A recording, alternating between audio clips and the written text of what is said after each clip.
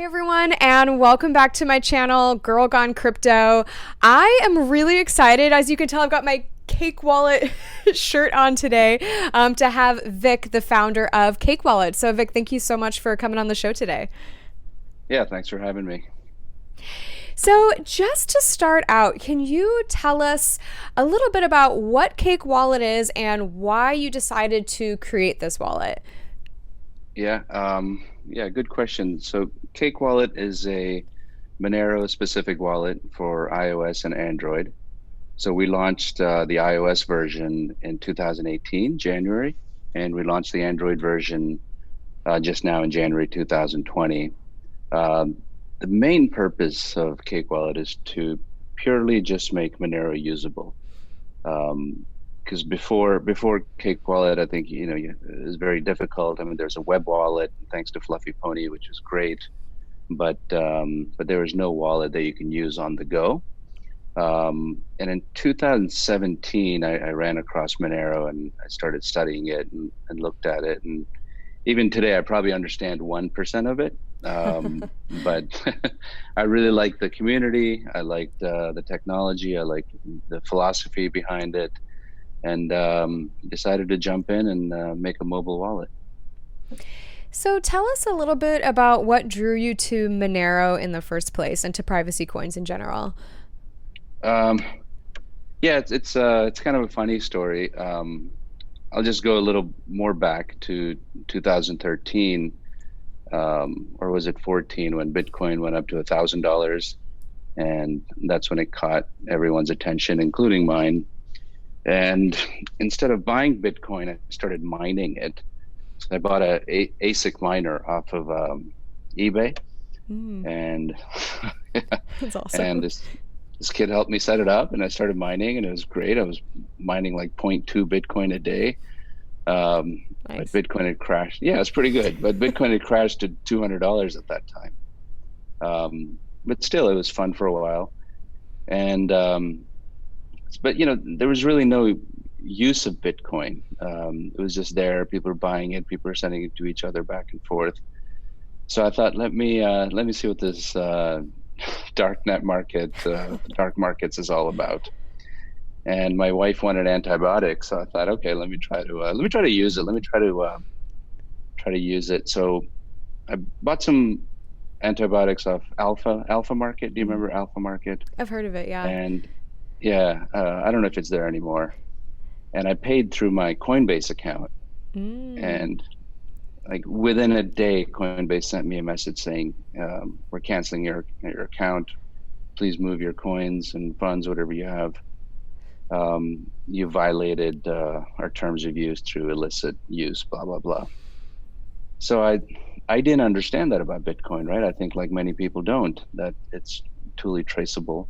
mm, Whatever you do is out there for public knowledge, and if somebody really wants to know where you're spending, like Coinbase wants to know, um, they knew, and they shut me off.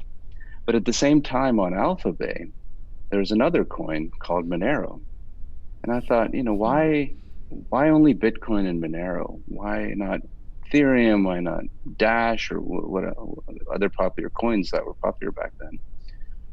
And that's how I got into Monero, because I found it really interesting that why would they only host this one other coin or accept this other coin?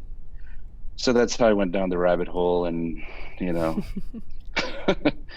um, I think for me it's more about the privacy of using Monero, not how you acquire Monero, or avoiding taxes or things like that. For me, it's about a privacy of use, Mm. um, which which equates to money, right? I mean, right now you can get paid by your employer, and that's okay. Government knows, everybody knows, okay, this employer paid you. But once you have those funds, how you use it, nobody knows. Nobody has to know. You can withdraw cash and you can pay cash, and nobody would know how you used it. So it's funny how the rules for Bitcoin are much stricter than rules for cash, right? I Mm. mean, when I pay pay my lawn maintenance guy, I'm not doing KYC on him, right? But on on Bitcoin, you have to do, or on crypto in general, you have to do KYC for pretty much everything you want to do. And it's even KYCC. It's know your customer's customer, or even KYCCC, or know your customer's customer. I mean, it's endless. And I think Monero kind of solves that problem. And of course, the fungibility issue, that's huge for, Monero community. That's the word that's thrown around all the time, right? We put the fun in fungibility. I love that. So, I mean, you see on Twitter all the time now, right? Fresh mined Bitcoin are worth more. And you've seen tweets from even Bitcoin maximalists say, don't send me Bitcoin unless it's CoinJoin or mixed or something, and somehow they think that makes it clean. And now you see exchanges won't accept Bitcoin that's been mixed or put through some kind of a Wasabi wallet or whatever. And that's a great wallet. I'm not knocking it by any means, but I'm just speaking on the mixing aspect of it. So that makes me like Monero even more.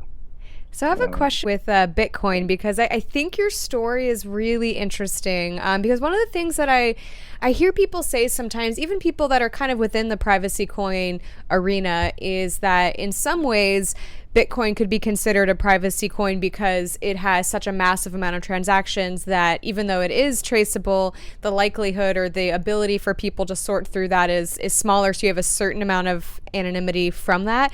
I'm just curious because that's something I hear from other people, and I'm just curious what your thoughts are on that.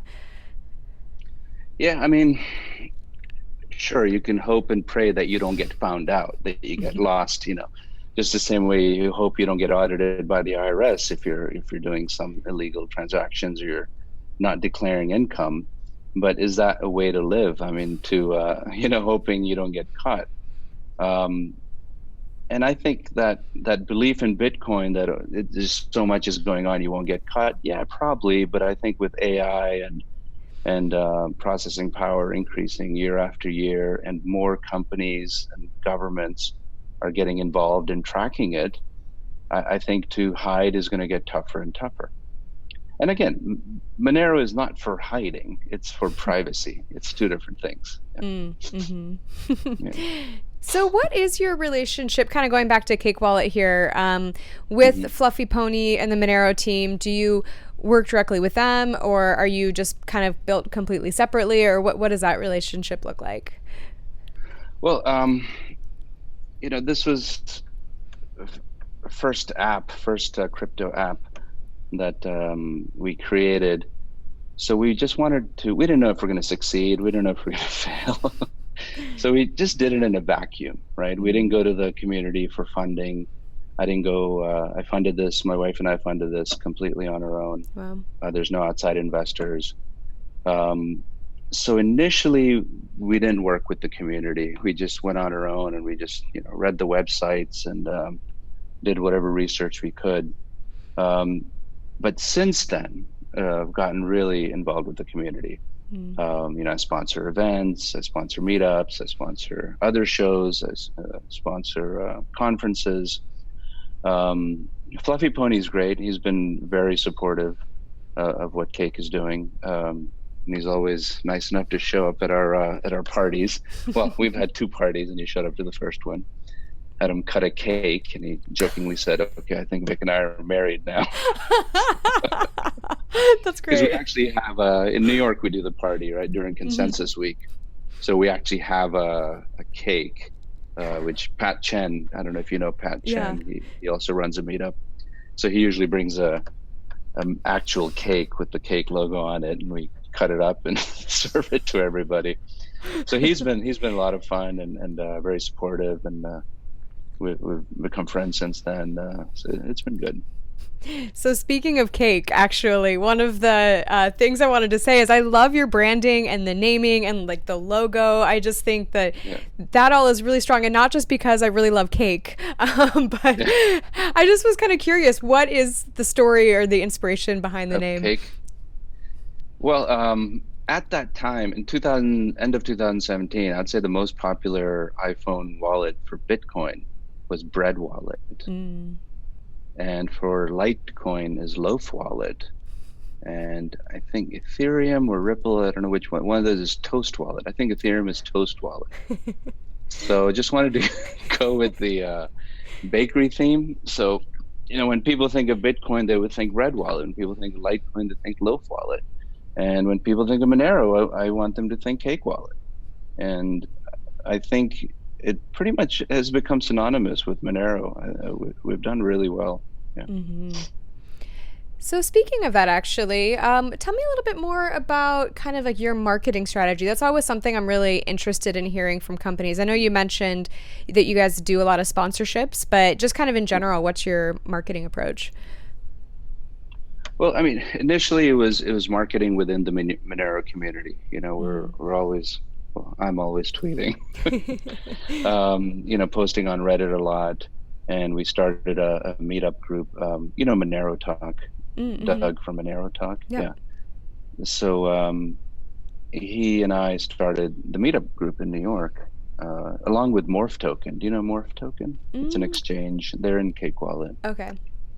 Um, so we started a meetup group in New York, and we were doing it pretty consistently every 2 months, hosting meetups, and we'd get a good turnout there. Um, but I think since January of this year, I'm trying to break out of the Monero Mm. bubble. Mm-hmm. And it's a great bubble to be in. The community is fantastic. But I think to educate people more about privacy and Monero and Cake Wallet, which all go together, in Mm. my view, I've been trying to tweet um, more and outside of our Monero community. I think now we've kind of getting to be well known in CT and crypto Twitter. Um, so that's my goal for this year, is to try to break out of the Monero world and try to get people involved. And they'll say, "Oh, what is Cake Wallet? What is Mm. Monero? What is privacy?" And start asking those questions. Actually, nowadays you see privacy is a huge thing on crypto Twitter, right? I mean, that's every fourth tweet is about privacy. It's amazing. Or maybe it's the Twitter AI is showing me those tweets more. No, I And think you're right. I am seeing way more conversations around privacy, yeah, not even just on crypto Twitter, but even just amongst like my normal friend group that I have in person. Like people that aren't even really into crypto seem like they're becoming more aware of their own data and their privacy a little more. So I would definitely agree with that. In general, I think it's a pretty big topic of conversation in the world right now. when you leave our little crypto community, when you go in the real world, it's amazing how 99% of the people don't own any Bitcoin, even Bitcoin, forget Monero or anything, or they don't Mm. even know crypto or how it works. I find it amazing.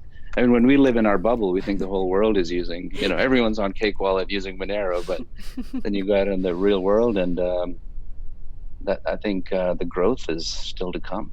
And one thing, just kind of in general, I'm curious about in terms of privacy coins. So, one thing that I really love about what you guys are doing is that you are trying to make Monero more accessible to people, right? Having an actual like iOS app that people can use makes the user experience so much better and so much easier for just kind of everyday people to learn how to use and to acquire privacy coins. And so, in general, what do you think are the kind of the factors that will come into play that will increase the adoption of Monero and privacy coins in general? Yeah, I think it comes down to usability, right? Mm-hmm. You can have the best technology out there, but if only the total geeks and nerds, and I don't mean that in a derogatory way at all. I claim to be one. No one will accept me, but I claim to be one. Um, yeah, I think it's usability. I think it has to be seamless. I mean, look how easy Venmo or PayPal or Cash App is. So, I mean, our first step, at least, was to make it easier for people to go from Bitcoin to Monero, Mm. right? And we added exchanges, Change Now, Morph Token, XMR2. We added those guys into the wallet because that was a big question. People are like, oh, I want to use it, but how do I get it? Coinbase doesn't have it, Gemini doesn't have it, right? You hear that. Mm-hmm. So that was the first step, is to at least have crypto people be able to get Monero. And I think we've succeeded in doing that. We get a huge volume in the exchange part of the wallet, which has been more successful than I imagined. And I think the next phase for us is for non-crypto people to go straight from fiat to Monero. Mm. That's the ultimate goal for us for this year. Um, but I think in the interim, we'll go fiat to Bitcoin to Monero. It's just there's just way more avenues out there to go fiat to Bitcoin than there is anything else. So I think in Cake Wallet you'll see that step first. Mm. You'll see fiat to Bitcoin to Monero. So, in terms of your roadmap for what you guys are working on right now, is that kind of the main big goal you guys have for this year, or what else is also kind of coming down the pipeline for Cake Wallet? Yeah, I mean that's the main goal, and it goes back to your previous question that how to make it more accessible to people, how to make it more usable. So so that was driven by that same question that you asked. How do we do it? How do we make it more accessible? So I think for the next 6 month roadmap, that is our goal. But the space is changing, so fast and so much. So you have to be ready. My lead developer and we argue all the time because I keep changing directions, and I'm like, it's not me. This is the world. This is the world today. Drop that. Don't do that. Start on this new thing. And so we argue a lot, but in the end, we come to an agreement. It works out in the end. Yeah, exactly. Awesome. Well, Vic, it has been so awesome having you on the channel, learning more about Cake Wallet. I personally have been on a bit of a journey learning more about Monero and privacy coins lately, and so it's just been really great to have you on and learn more. Where can people find you and start using Cake Wallet if they want to do so after watching this? Yeah, just Android, Google Play, and Apple, the App Store. You can find both of those there, both versions. Yeah, nice shirt again. Well, thank you. Thank you for sending me the shirt. Yeah, and one really important thing about the Monero community is the Monero Research Lab. The Mm. PhDs that are working on, always they're funded by the community and doing cutting edge work. I mean, I think maybe they'll be recognized 100 years from now in books and history. But I just want to give a shout out to those guys. They're doing fabulous work. I mean, mind blowing work, which I don't even understand half the stuff they say. So, if someone wanted to kind of learn more about what they're working on, where would they go to find that information? IRC, there's IRC for Monero, and of course the Monero subreddit. I mean, I don't go on IRC too, because again, it's way too technical. I'll just stick to Reddit and Twitter, and and get news from people like you. Awesome. Well, thank you again so much for coming on my show. And I will put all the links to everything we mentioned below so that you guys can all check it out. So, Vic, thanks again so much. Thanks a lot. Thanks for having me on.